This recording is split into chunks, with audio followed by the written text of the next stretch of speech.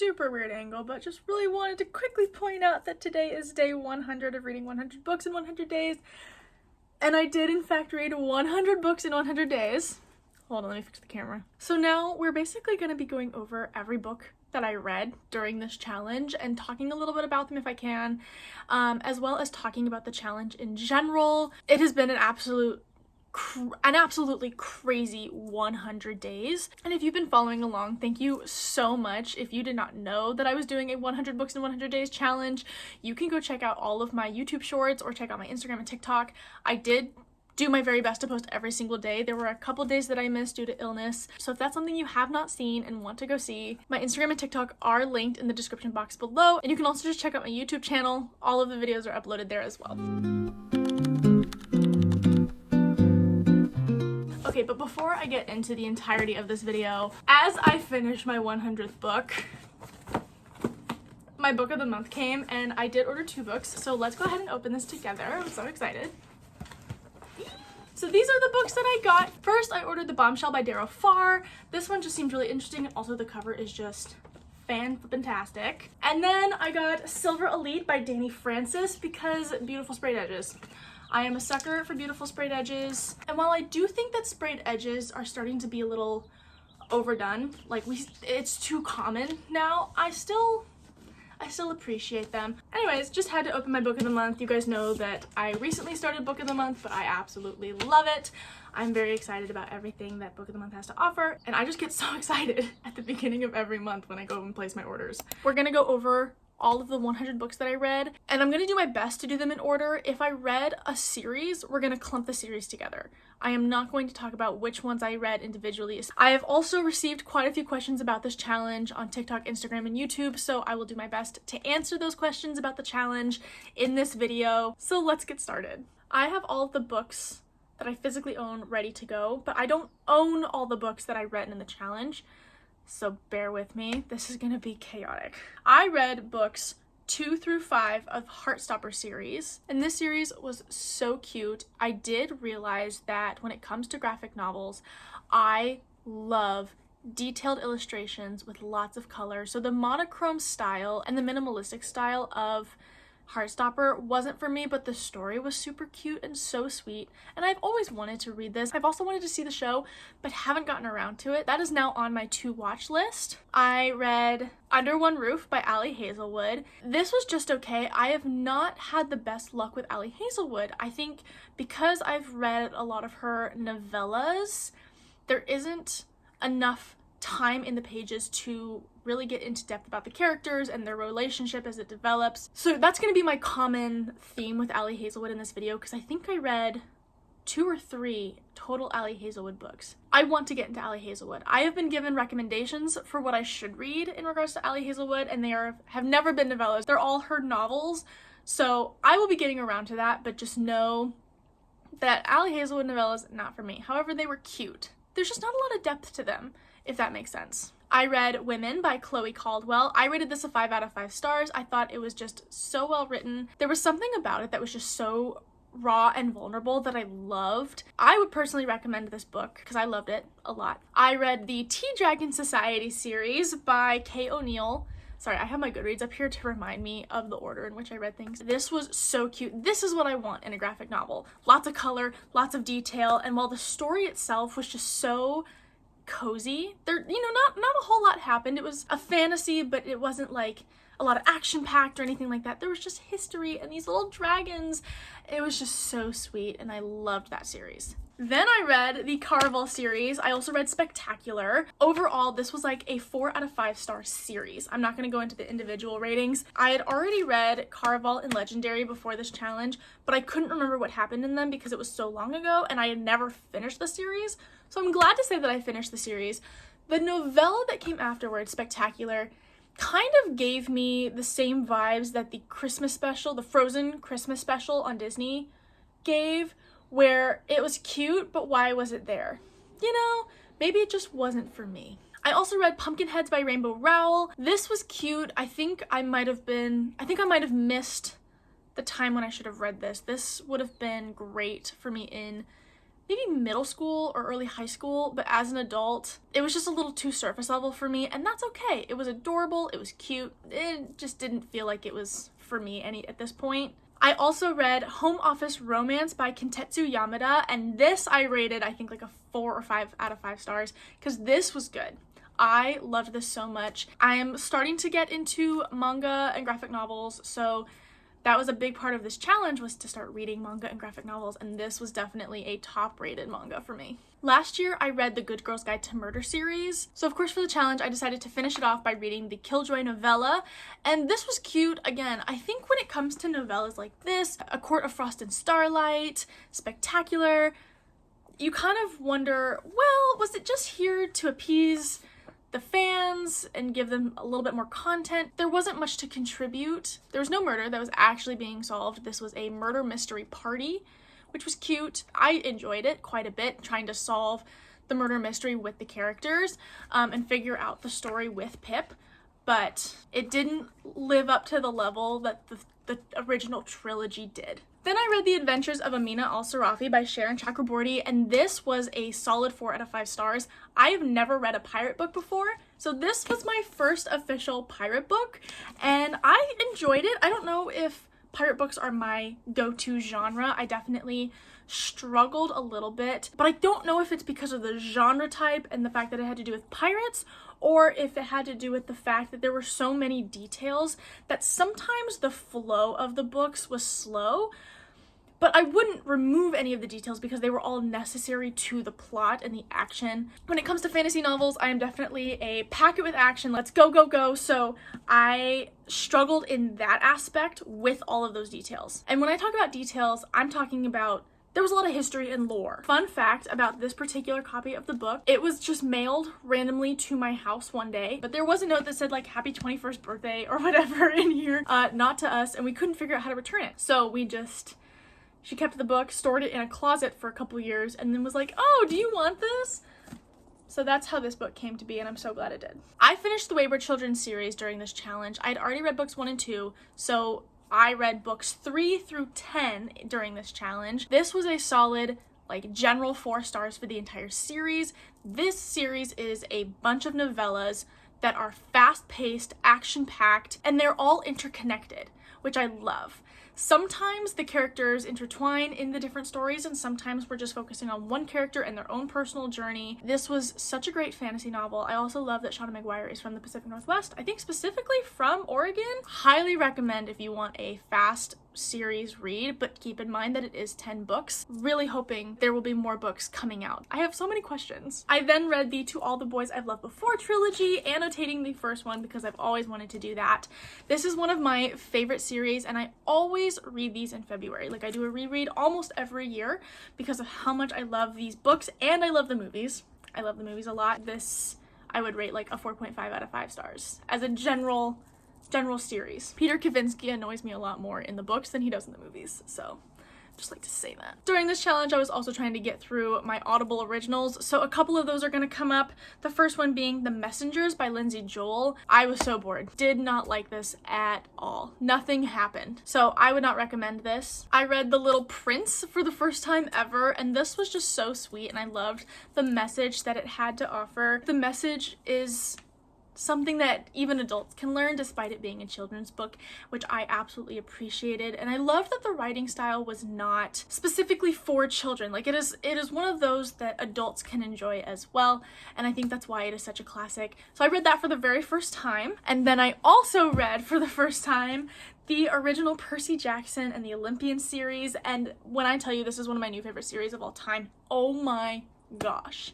I cannot believe it took me this long to read the series. I did read the first one, I think back in middle school, long ago. And according to my Goodreads, I had read the second one, but I had zero recollection. So I just decided to start the entire series over. Before this challenge, I only owned these 2. Now I own all 5. I then read the Hazelwood duology. I had read the Hazelwood before and decided to reread it for my book club with Kat. And then I already had the second one, so I grabbed the second one. I don't know which of these books I enjoyed more. I think this one stuck with me more. To rate the duology as a whole, I think I would rate it like a 3.75. This was a solid duology. Then I read The Graveyard Shift by M.L. Rio, and this was one of the first, like, dark, mysterious books, I suppose. And I'm starting to realize that those types of novellas are not for me, and I'm gonna say that for every book that was similar to this in this challenge. I read 3 total books, including this one, that were similar in style, I suppose, if you could say that. I don't quite know how to explain it, but they were similar in vibe, you know, has to do with the earth and death and blah, blah, blah. Anyways, turns out that's not my favorite thing. I think I rated The Graveyard Shift a 2 out of 5 stars because I was just not a fan. It dragged. I didn't feel like anything happened. Oh well. Then I read Cut and Run by Ben Acker. This is another Audible original. This one I liked better than The Messengers. I was interested for the most part. I think it was silly, funny, it had some depth to it, and I liked the cast in this one. This was a good cast. I then read Alice by Christina Henry, and this is a dark retelling of Alice in Wonderland, and I enjoyed it. Not enough to go buy the second book because I kind of liked where this ended. Like, if you're to compare this to the original series, this ended like halfway through the first book, but I have no desire to go get the next one. My friend just showed up to pick me up for lunch, so I'm gonna continue this later.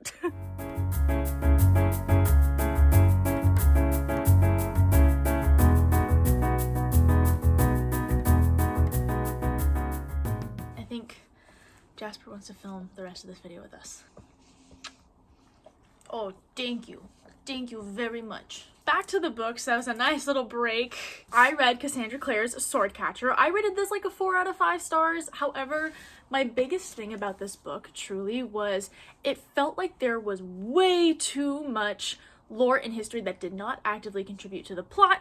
I've mentioned this in multiple videos, so if this is a repeat for you, so sorry. But the reason I read this is because I went to the Cassandra Clare event where they were releasing the next one, The Ragpicker King, and I was like, well, I have to read this. I didn't realize that this book was going to be over 600 pages, so when I purchased it, I was like, what am I doing? I don't have time to read a 600-page book during this challenge. But we did it. I'm excited to read The Ragpicker King. I have heard from other people that that one is a little bit more faster paced than this one, so I've got high hopes. Then I found one of my new favorite books of all time, which is The Perks of Being a Wallflower by Stephen Chbosky. I read this in one sitting. It was a very short book, but it was so good, and I just love that we grow with the character in this one and that we get to really see just a raw experience. Charlie's heart is just put into this book. I just love it. Then I read the Chronicles of Narnia series, and I really enjoyed books 1, 2, sort of enjoyed 3, 4, sort of enjoyed, and then really enjoyed till the very end. Is it my favorite? No. And that's okay. I didn't get to read these as a kid, so maybe it's because I'm an adult. I'm not entirely sure. But they were good. I really did like the first couple ones, and then the last one. After that, I read Coraline by Neil Gaiman and loved this book. This is one of my favorite films, and I had never read the book until now, but I've seen the film at least 50 times. I love that movie so much. The claymation style is one of my favorites, and I just love the music in that one. It's definitely much creepier in the book than it was showcased in the film, which is fine. I knew that going in. I was very pleased. Loved this book. I then found another super colorful, highly detailed graphic novel, The Sprite and the Gardener by Rhea Abrajo and John Witt. Abrajo? I'm just gonna pop that right here, because I struggle with pronunciations if that's not obvious in all of my vlogs, sorry. But I just love the art style in this one, and I love how detailed it is. And while they definitely have a color palette, it's not monochrome, which I appreciate. And then I read The Glass Menagerie by Tennessee Williams, and this was the only play that I read during this challenge. I used to read a lot of plays in school. I got my bachelor's degree in music theater, so I am very well tuned with reading plays. However, I've not read them in a while, so the style threw me off a little bit from all these novels that I've been reading during this challenge. I liked this play. I see why it's a classic, but it is not even close to being my favorite. I then read The People We Meet on Vacation by Emily Henry, and this was probably my least favorite Emily Henry book that I have read. I was not a fan of the back and forth past present POV because I didn't feel like we learned anything in the past that contributed to the present. It's just that they had a relationship, you know, that they were really good friends and then everything changed. I was just not very invested in the past friendship. I did not need to see their entire history. But I love Emily Henry, and that's going to be very clear with the other Emily Henry books that I read during this challenge. Follow Me to Ground is just like Graveyard Shift, that I just didn't, not my genre. If this is your genre, like that dark, weird, gothic, you know, people get taken over by fungi, or they're all about death or something weird like that. If that's your vibe, then this is a great book for you. I then read The Empress of Salt and Fortune by Naivo. My one thing with this is I am a very literal thinker. This was kind of a metaphorical, lyrical style. It just wasn't for me. I was just completely taken out of the story the entire time because of the writing style. I then read The Raven Cycle. I only own the first 2, but I did read all 4, and this was a great series. Loved the first one. Was not a fan of the second one because I didn't like Ronan as a character in the first one. So the fact that the second book was like all about him, I was so mad. But then Ronan grew on me and I loved the rest of the series. Loved the found family vibes. I love the adventure that they did end up going on. I just love this series. This was really good. I then read The Song of Achilles by Madeline Miller, and this was so good. I listened to this on audiobook and thoroughly enjoyed it. Percy Jackson and this, we have a vibe going during this challenge. I then read Howl's Moving Castle. This has been recommended from my friend Allie for years, so many years, and I just never got around to reading it, so this challenge was perfect for this. This is one of my favorite Studio Ghibli films. I would say it's probably the second favorite, Kiki's Delivery Service being my number 1, and I just love that there were enough differences that this book was its own individual entity. It was its own media, it had its own interpretations. Calcifer is still my favorite character of all time. Love him. I did not know he was purple and green, and I did still envision him as my favorite orange fireball instead of the purple and green fire demon that he was in the book, and that's okay. That's okay. I've just seen Howl's Moving Castle too many times. Will I finish the series? I don't know. This is a trilogy, I believe, specifically for Howl's Moving Castle. We'll see if I get around to reading the whole trilogy, but I did really like the first book. All right, after that, I read Fahrenheit 451 by Ray Bradbury, and this is officially one of my top favorite books of all time. I listened to it on audiobook, but then immediately purchased a physical copy because I'm going to do a reread sometime in the future, maybe not the near future because I don't like to read a book right after I finished it, but I want to do an annotated read of this because so many quotes just spoke to me from this book. This book I think about all the time. It just sits with me and I love it. If you do not have to read Fahrenheit 451 for school, I highly recommend you go read it in your free time because I wish that I had the opportunity to read this in school. But I'm glad I got to it now. This is my favorite Emily Henry book. Book Lovers is Hallmark movie in a book. If that is your vibe, excellent. But what I love about it, it's introduced as a Hallmark movie. So you know what you're getting. You want this super serious romance? This isn't it, my friend. I then read Tinnika Jones by Matt Boren, and this was a good Audible original. This was a funny comedy. Was it my favorite Audible original? Actually, yeah, it was. This was my favorite Audible original of the ones that I read in this challenge. I then read Animal Farm by George Orwell. Again, did not have to read this for school, did not have to read this for a curriculum. So glad I got around to reading it now. I think it's one of those that everybody should read. I am trying to get through this fast, so this is not like an hour vlog, me talking about 100 different books. Then I read Assistant to the Villain by Hannah Nicole Mayer, and I have to say I was pretty disappointed in this. The stakes were just not high enough for me, and so I didn't find much to grasp onto in the story, and therefore wanting to continue reading. I did finish it. I did not DNF this one. But just overall, I will not be continuing this series and I will not be reading this again. I read Glaciers by Alexis M. Smith, and if you are from the Pacific Northwest, go read this book because I think this is just Portland culture in prose. Thank you, Nat, for the recommendation. Then I read Tokyo Yeno Station by Yu Miri. I'm getting a little sleepy, so I'm like lagging over here. This was not my favorite read.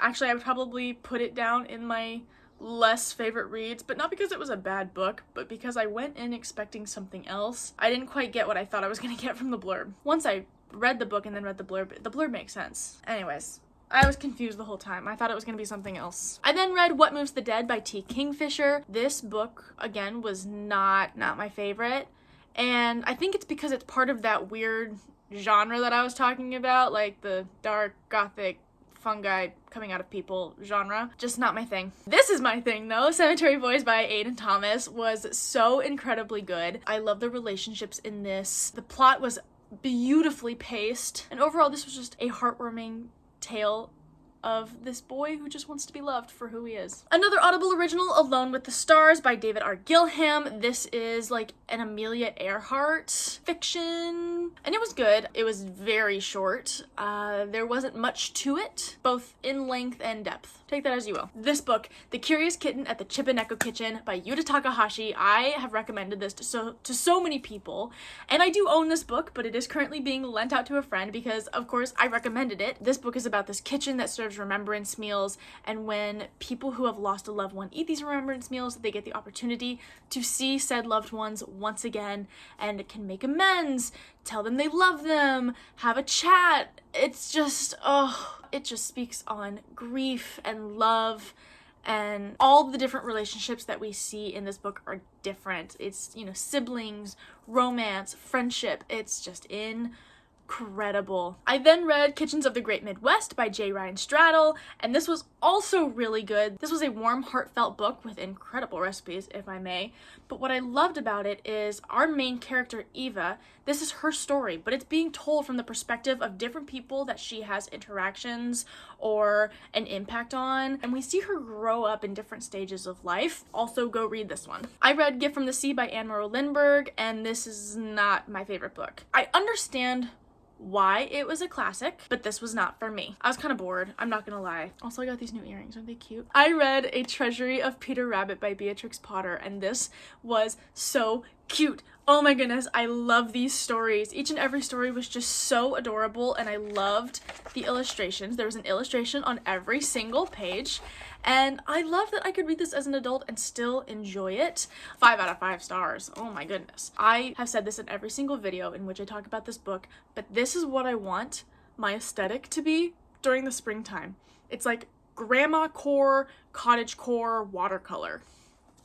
That. All right, slowly but surely we are coming to the end of this list. I think we have maybe 20 more books to go. I read Happy Place by Emily Henry. Loved this book. This has a past to present point of view, so you kind of switch back and forth.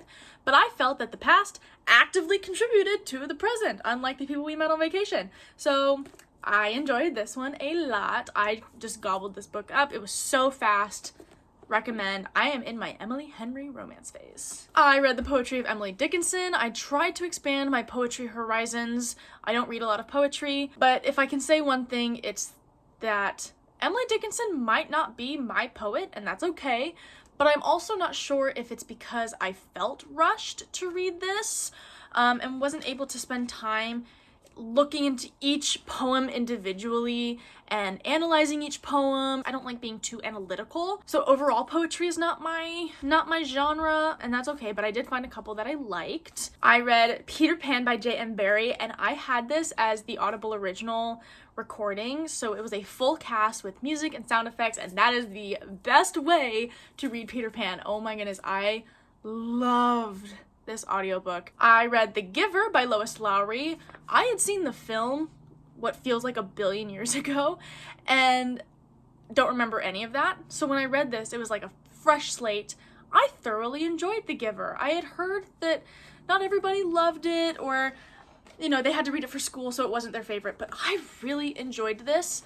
My friend Kat was telling me that the way that this ended, you don't need to read the rest of the series necessarily. Like, you can, of course, for plot, but it ends on just kind of a good point, a good question. Like, there's one loose end, which is, what happens? Do they make it? This was just so good. I read We Have Always Lived in the Castle by Shirley Jackson. This was kind of teetering on that dark, gothic, fungi kind of thing. That's just what I'm going to call the genre from now on. But the difference is this was more dark gothic, as in the Addams Family, which I appreciated. It gave similar vibes. I read A Double Life by Flynn Barry. This was solid. When I am reading a mystery, I like there to be the stake of somebody could actively be murdered right now, but instead you're just trying to find the murderer because he vanished, and we're trying to piece together where he is and how she can get revenge for her mom and nanny and whatnot. And it was good, but the stakes were not high enough for me personally. I read Two Can Play by Ali Hazelwood. Again, another Ali Hazelwood novella. This was cute. It was lacking depth. The Legend of Zelda Twilight Princess manga 1 through 11? Yeah, 1 through 11. Obsessed. This is my favorite Zelda game. is Twilight Princess. I played it on the Wii and then played it on the Wii U. I love it so much. So much so that I'm gonna try and cosplay Midna at PAX this year. 5 out of 5 stars for that series. I read Flower Crowns and Fearsome Things by Amanda Lovelace. This was a little bit more my speed when it comes to poetry. You know, it's fast, I can analyze faster than Emily Dickinson, but there is also really pretty illustrations in here. They just alternate between these two types of illustrations, but they're gorgeous. I read The Wood at Midwinter by Susanna Clarke. This was a very short fantasy audiobook. I don't really have much to say about it, to be perfectly honest. It was whimsical and it was fantastical and it was 30 minutes. Woo! You guys see I have the Lockwood & Co. series. I finally got around to reading The Dagger in the Desk, which is the Lockwood & Co. novella by Jonathan Stroud. You can only find this right now e-published, so it's a free PDF pretty much anywhere. Loved this. It was just one of their little adventures that Lucy, George, and Anthony go on. That was it. That was great. Exactly what I wanted. I read Fireheart Tiger by Alette de Bodar. I'm sorry. I'm terribly sorry for pronouncing that incorrectly. But this was cute. This was like a political fantasy, so a high fantasy that had to do with like a monarchy type of thing. But it had a romance in it. It was adorable, and there was a little bit of magic. I read All Systems Red, the first Murderbot Diaries book. I took this entire series off of my list to read the Chronicles of Narnia because I purchased the Chronicles of Narnia and was like, well, I need another book, so I decided to read the first one, and I'm not invested. I don't know if sci-fi is just not really my genre, or if it just wasn't long enough to really feel connected to the characters. Our last 2 books, and because they are part of the series, we're gonna do them together. I read the first 2 Once Upon a Broken Heart books. This I gobbled up so fast, and then this I gobbled up even faster because I was so invested after the ending in this first book. I really enjoyed this series. I did not purchase the 3rd one because I could not find it in paperback at the store, and they have to match. So until I find it in paperback, we're only gonna have the first 2. I'm just gonna check the 3rd one out from the library. But I am gonna finish this series, hopefully this week, just because I'm already this far and I'm pretty invested. I like this series better than the Caraval series, but I like that the 2 are connected. I do appreciate that. I really loved the magic aspect in Caraval. Like how Legend creates this magical circus game that he's got going on. I loved that in Caraval, and I didn't know if we were gonna get something similar, but I like that this one's more adventure-based. I love when characters go to a lot of places and explore a lot of things and feel a lot of emotions, and they did that, but it was a more controlled environment in Caraval, so this was really good. Loved this. That is all 100 books that I read during this challenge, you guys. I'm gonna quickly scroll through and make sure I didn't miss any on my Goodreads. That is all 100 books. I did not miss one. If you are curious about which books I read during the 100 books challenge, I have added a category tag in my Goodreads, 100 books in 100 days, in which all books are under that, so you can always go check that out. That is on my Goodreads page. Now I want to answer a couple questions because I have received some questions on social media, whether that's through YouTube, TikTok, or Instagram, asking about this challenge. One of which is, what percent of the books that I read were audiobooks versus physical books? And I haven't done actual math, but I'm gonna give you a guesstimate, a guess estimate, just based off of how I read and life. I would say probably 70% of what I read was via audiobook and 30% was physical book.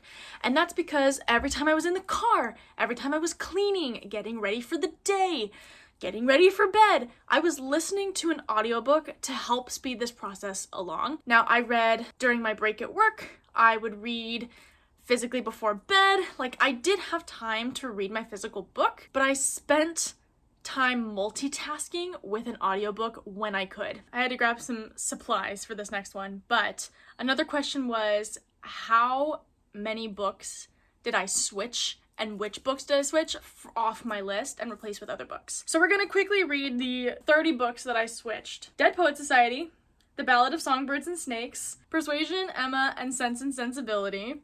Sorry, Jane Austen. All 7 Murderbot Diaries. I did end up reading 1. Valiant, Ironside. Both of these are by Holly Black, the same author who wrote The Cruel Prince. Powerless, Reckless, and Powerful. Shadow and Bone, Siege and Storm, and Ruin and Rising, only because I felt like I needed more time to read those, but I'm gonna get around to them because I own them. Legends and Lattes, Mexican Gothic, Cazadora. Man, I want to read that so bad, but I just could not get it anywhere. Couldn't find it at my bookstore, couldn't get it at my library. The entire Anne of Green Gables series, I will be reading that because I love every adaptation of Anne of Green Gables, so I need to actually read the books.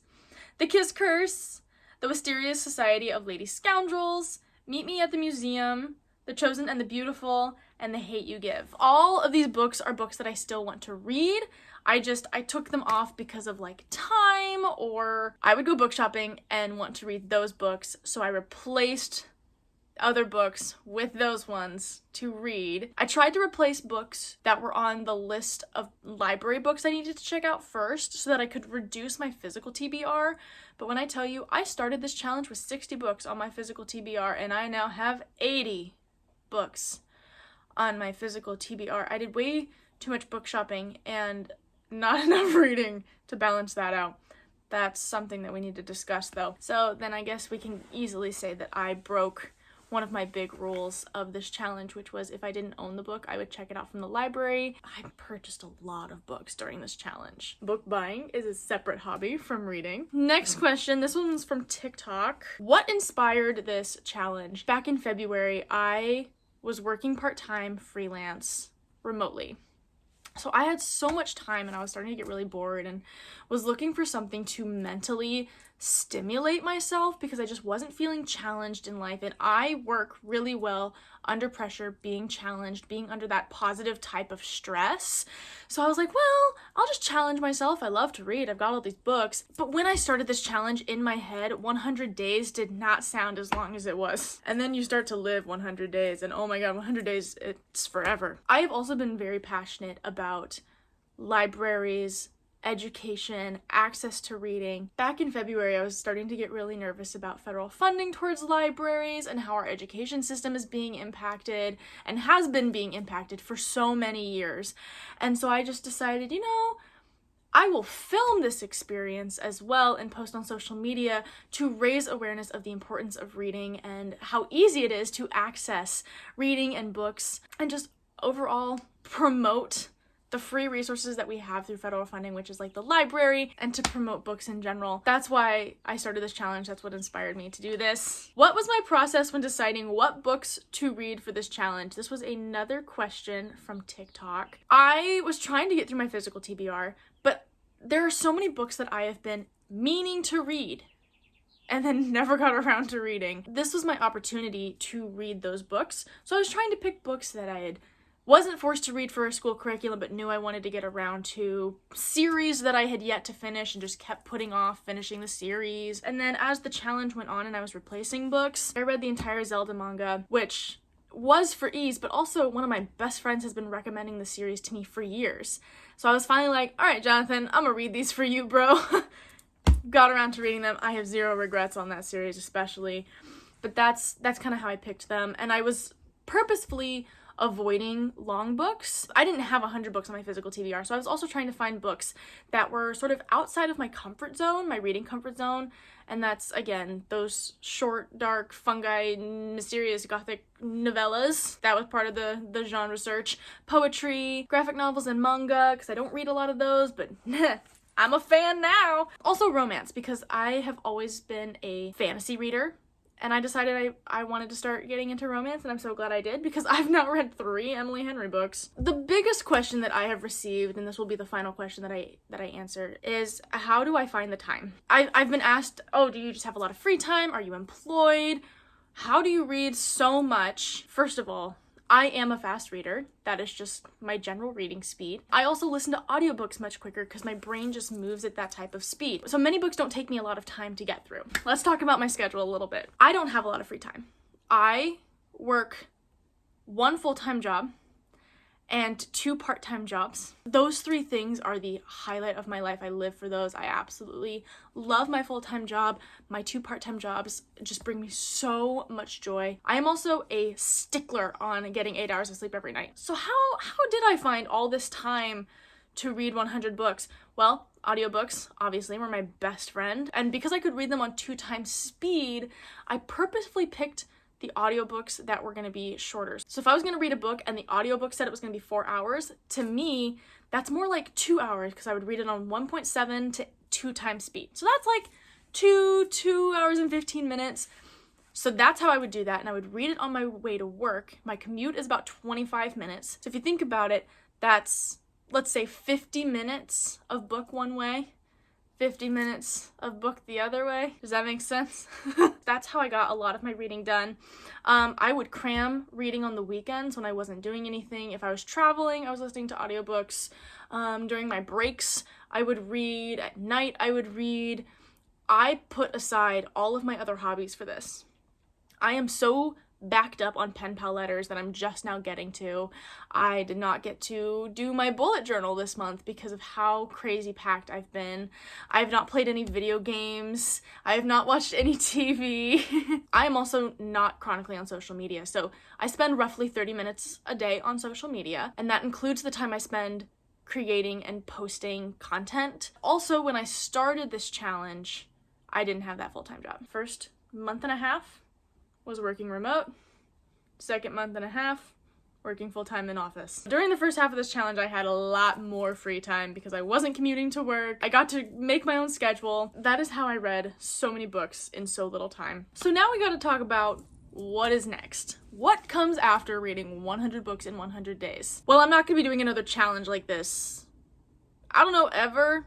At least not for a very long time. I do not have any plans to do a time-sensitive challenge, unless of course it's like a 24-hour readathon, but that's different. I've got some goals for myself, one of which is to reduce my physical TBR to 1 digit. So 9 or less. I am putting myself on a book buying ban. I've put it out there. It has to happen. Now, will there be occasions in which I buy books? Yes. Buying books makes me so incredibly happy. I am also, obviously, a subscriber to Book of the Month. So I receive books every month and it's great. But I'm not gonna go mass hoard books anymore until I can get my physical TBR down to 10. And the reason that I really want to do this is I have been craving that feeling of actually having nothing to read and saying, oh, I want to go to the bookstore and get this book that I'm so excited about, rather than, oh, I've heard great things and I really want to read this book, and then it just sits on my shelf for months to years. We got to break that cycle. Currently where we're at, I've got a couple of series that I've just been really meaning to get to read on my shelf. One of which is the Throne of Glass series. I've only read the first 3 books and need to do a reread of those before I finish the series because I don't remember what happened. I read those right after ACOTAR, and because of that, I was disappointed. Time has separated me and my extreme attachment to that series. I feel like I can now go to Throne of Glass, try it again, and it might be a better experience. I'm gonna go in with a very open mind. I'm gonna start reading this month the Hunger Games series so that I can finally get around to A Ballad of Songbirds and Snakes, which is, I believe that's what Kat and I are gonna be reading for our monthly book club this month. And I really want to read Sunrise on the Reaping. I'm so excited about that book because I loved the Hunger Games series as a kid, and I want to revisit that. That is currently our challenge. Don't buy books. So now, social media. What's gonna happen? I don't have a challenge to post about every single day. I am not going to be posting every single day on my socials anymore for books. I'm going to try to post 2 or 3 times a week because I really love making content.